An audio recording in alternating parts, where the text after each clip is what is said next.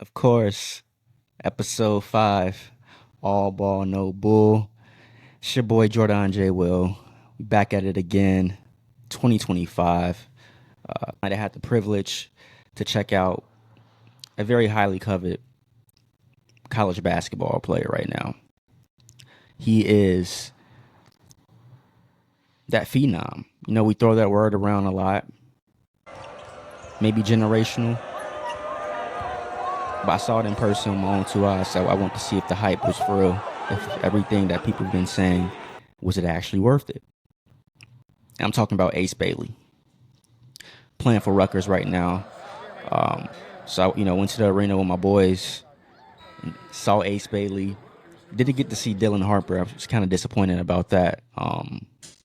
He's been talked up as well as a freshman. These are two freshmen playing really, really good basketball, high-level basketball, for kids their age. But Dylan didn't get to play, battling an injury right now. So, like I said, was disappointed about that. But Ace Bailey, man, for real. 6'10". Dude is a killer. He's a scorer. I think first thing I noticed and took note of. He's a scorer. He gets buckets.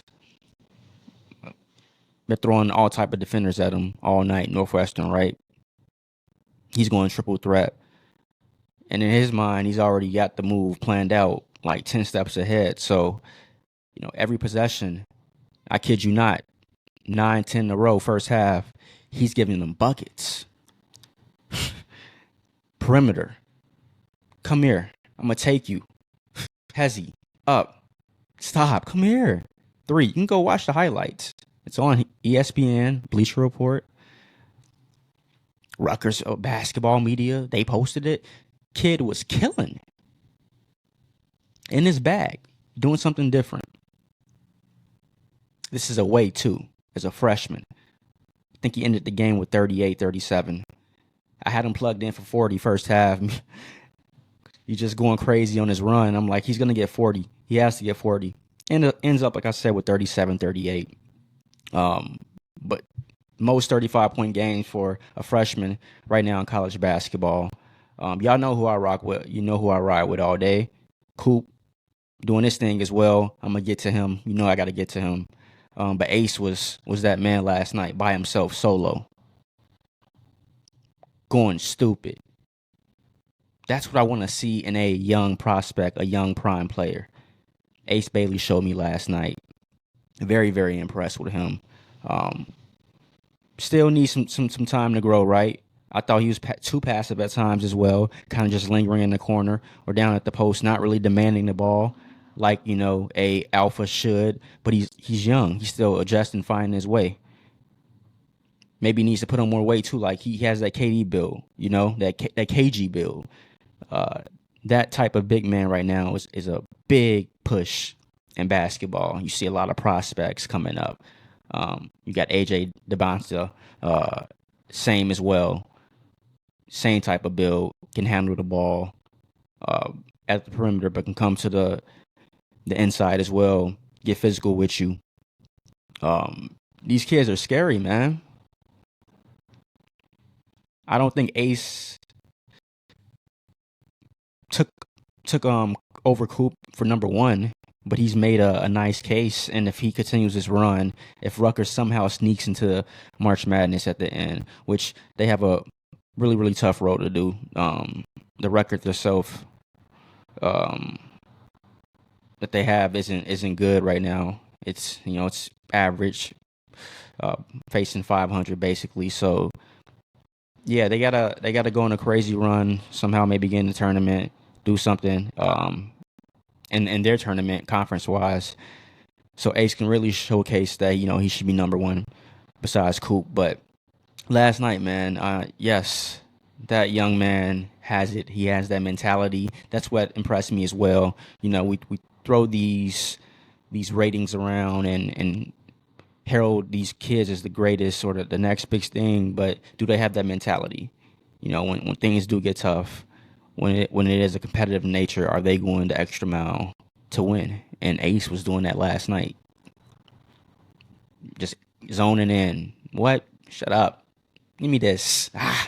On both sides. Blocking, help side D, and then offensive side too. Very, very impressed by him. But like I said, I got to get to Coop as well. Got to get to Coop.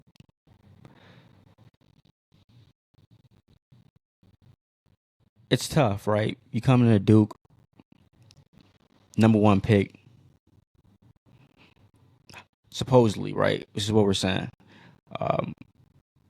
You had the pleasure of hooping with prime current NBA players right now when they had the road team, Olympic team playing with each other, competing against, like the JV.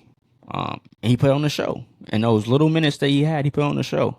And then he transitions to Duke, and still impressive, but people were expecting more, right? He's not as polished as you would want. Not thinking about the fact that this kid reclassified himself. So when he came in, he was younger than everybody to begin with. So not only is he a freshman, but he's young.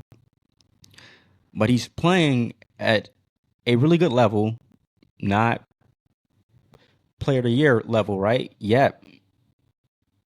But then he finds his way in this stretch, and he's been hooping on every level. Perimeter, he was struggling with the 3 ball, but lately he's been hitting them, cracking them, right? You go to the post, doesn't matter. He has a post game. He can compete with him. He bangs. A little slim, but he bangs with you, right? Gets boards. Defensively, we shouldn't even talk about it. I think that's what separates him from a lot of picks from, that ilk, the Adam Morrisons, right? Killers in high school, shooters, can do their thing, but did they do everything else as well? He's not going to be like that. Coop is a little different, man. He can do everything. He can dribble. I'm trying to pinpoint who does this game remind me of, and I gotta go KG as well. We got to get a big ticket, some shouts, man. He's birthed a lot of these kids. And it's funny because I used to have these debates in high school with my boys. I'm probably one of the biggest KG fans because I respect the way that he played the game. He did every single thing. People obviously know about the trash talk, right? The infamous, all that stuff he had. But that's just one facet that he mastered. There was also just being a big man from his size, able to dribble the ball like he was able to do. Can shoot. Can defend 1 through 5. A leader. He had everything that you want in a player. So, like I said, in high school, I was defending him. The comparison was Tim Duncan versus Kevin Garnett. You know the story. And I've always said that KG was a better power forward, in my opinion. You go individually, I think it's stacked. Like, it's right there. MVPs, KG got it. Look at the Minnesota years. He showed you what he can do as a number 1 man. Didn't have a team built around him like Duncan did, right? With the Spurs. Pop is your coach. The Admiral is your OG when you come in. Come on, we being real? KG was doing that on his own, balling out. And then when he finally got a squad with Boston, they won. And they could have won more if he was, given that earlier in his career, 100%. But what he won in the moment, competing against Kobe. That was the team that right here was competing against 2 finals battles. Yeah, KG was a huge reason why. So that's who Coop reminds me of, especially with this Duke squad. Winning right now, the number 2 seed should be number 1. Auburn, I don't want to hear it, beat them already. Let's be real. But we know how it is. Strength of schedule. Who have you played? ACC isn't that good right now. It's not as great as it used to be. North Carolina are bums. UNC, come on now. Uh, now that'd be good again, but yeah, it's not there right now. So people obviously taking that as a hit with Duke and Coop. Has he played anybody? But he's competed. He competed against Kentucky when they played him. They lost, right? Close game. Competed against Kansas when they played him. Lost, right? Close game. He competes, and he's been winning. Recently, he's definitely been winning on every facet. He keeps this up, this stretch. He has to be a front runner for Player of the Year. Has to. We can have this conversation down the road. March Madness is coming up, though. And that's the time where big players shine. So we're going to see, right? Hopefully Ace Bailey gets in there. I would love to see Coop get in there. I'm talking about there when I mean that big stage. I want to see them playing against high-level talent when the brights are light, showcasing themselves, because we haven't seen that freshman run in a while. Melo, I think of, it's Syracuse winning a title, but like, that level, that standard. When has a freshman done something like that in a while? AD obviously as well with Kentucky, but we need another one, and I want to see something like that happen. And that's something I'm positioning for. It's going to be exciting to see. But I had to get some shouts to Ace Bailey again. Put on a performance last night. Very impressed, like I said. Did not disappoint at all. Was just ready for the moment. Was something I really took note of. Being a young kid, competing on a whole different level, different atmosphere, right? Didn't phase him at all, one bit. Bucket after bucket. Wish I saw more, honestly. Like I said, I think he needs to be more aggressive, and that's something he'll find along the way. But from what I saw, yeah, top two, arguably number one. Coop has a battle on his hands, and he's been put on a show. So it'd be lovely to see these two play somehow. But that's just me thinking big time. But that's my thoughts right now with that March Madness talk coming up soon, and these teams heating up in college basketball. Coop, Ace Bailey, Ballers, KGL. We have to get the big ticket some shouts to. A lot of these players are mimicking his game.